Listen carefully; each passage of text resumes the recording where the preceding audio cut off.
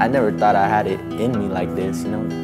And then I came here and it's like automatically this fits, you know. I tried out for basketball, football, all those stuff, but they just never click. You know, like something's perfect, but boxing, it just automatically, first day I was just like, that's my sport.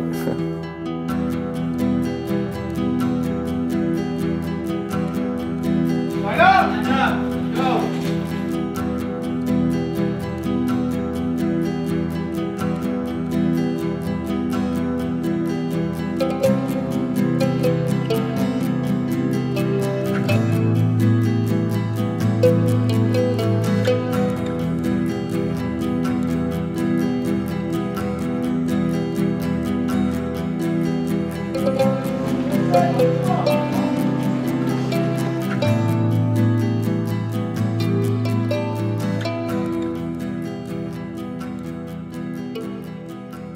Tony, it's good to see you today. Nice having you here. It's good to be here. Tell me a little bit about the Highlanders Boxing Club. How did this come into existence? Highlanders Boxing Club was established in 2000, but it was actually, our program started in 2005. I've always boxed. I've been boxing since I was 16 years old. And, you know, I wanted to open up a gym, but I didn't want to open up a gym that was the gyms that I come from. You know, there was a lot of singling out the kids and, you know, a lot of coaches saying, hey, this guy's better than this guy and all that. So what I wanted to do is open up a gym with a lot of structure and discipline and respect.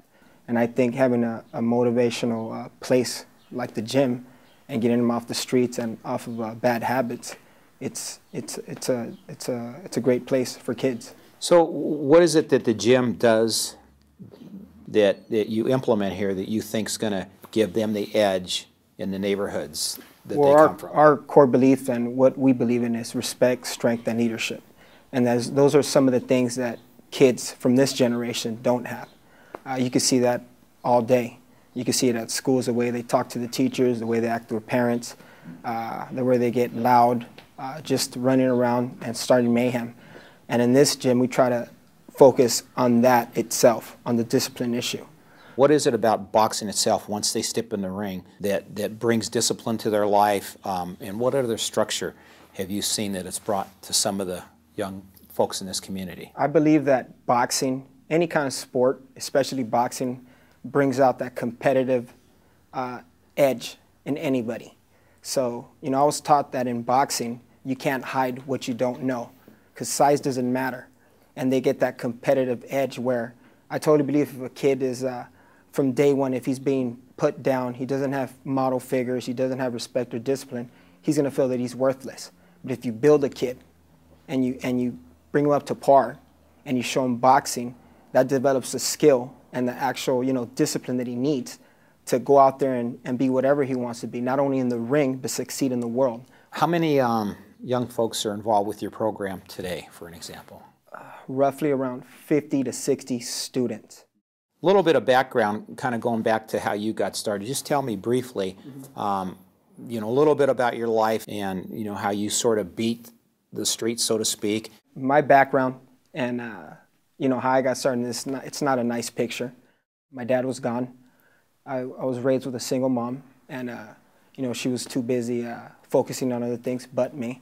So I basically had to become a product of my environment. And I grew up in South Central Los Angeles, and in the late 80s, early 90s, and as you know, that place is not a nice place to live. The success rate is very minimal.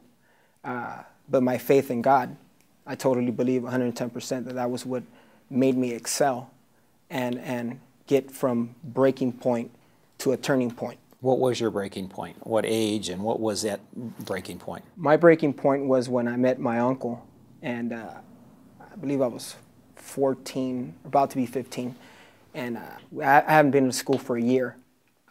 So you weren't in school at all? No, I wasn't going to school at all. Wow. My mom was too busy. I don't know what she was doing, probably with her boyfriends or something. And, you know, I was doing some really bad things. My turning point, my uncle said, you know what, we need to get you right. We need to get God in your life. We moved out to Chino Hills. He had a really extremely nice house. And he also came from the same background. You know, no parents. Strong work ethic, so worked hard. and took me to church, and that's when I went to church the first time, and I said, I'm going to do right. And it hasn't been easy throughout that turning point there. I got in trouble again, and then that's when I hit rock bottom, and that's when I said, you know what, I don't belong here. I know God has given me a gift, and if I have another chance, I'm going to make it right, and this is where we're at now. So you got into the corporate world, and so you were making a few bucks, but you felt like this is more your calling. Exactly. Does it energize you?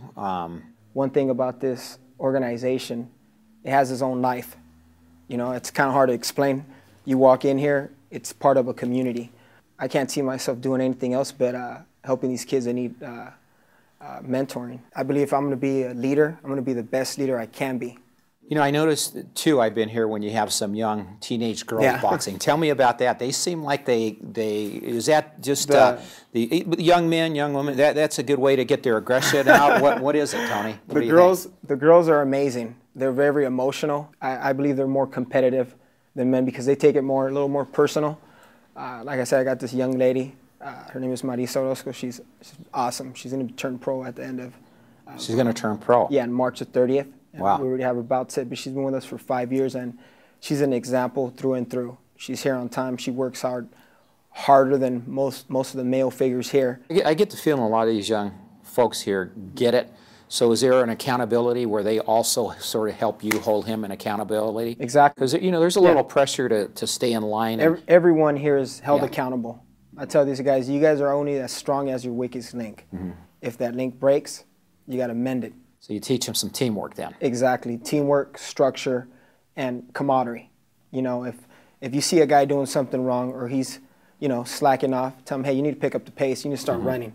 You know, just because coach is turned around doesn't mean you get to just, you know, work out at a minor pace. You know, you're only strong as your weakest link. And that's what I teach these guys, camaraderie, self-discipline, and motivation. Everyone here is a coach one way or another. If you see a man fall, help him. If you see he's doing something wrong, hold him accountable. We're a team here. Now, how many children do you have? I have 2 boys and 2 daughters. And are you as tough on them at home as you are some of these guys here? Actually, I'm tougher on them. I'm tougher on them. And why is that? You got to be hard on these guys. And you know, I want to be the great leader, and I want my kids to be awesome leaders. And I think that I don't want them to break or push them to breaking point, but there has to be a fine line where they know that I expect more from them. So yes, I'm very hard on them, very hard. Yeah, it's a tough thing to run between being discipline and love. You know, but I think, you know, if you love them, you discipline them. Exactly. You know, and it works. So it does work. That's a great story. So let me just close this out. What's in the future for you? Where do you see your organization going? What are your goals, your vision for the next 5 and then the next 10 years? How big do you want to get this? I mean, I love the size right now. This is great. It's in a great community. But where do you want to go? We want to open at least 7 more Highlanders Boxing Club, but we don't want to open them if they're going to be watered down. As long as it's being run with the same core values, discipline, respect, honor, then it's open up thousands of them. But if they're not, let's just keep this one here.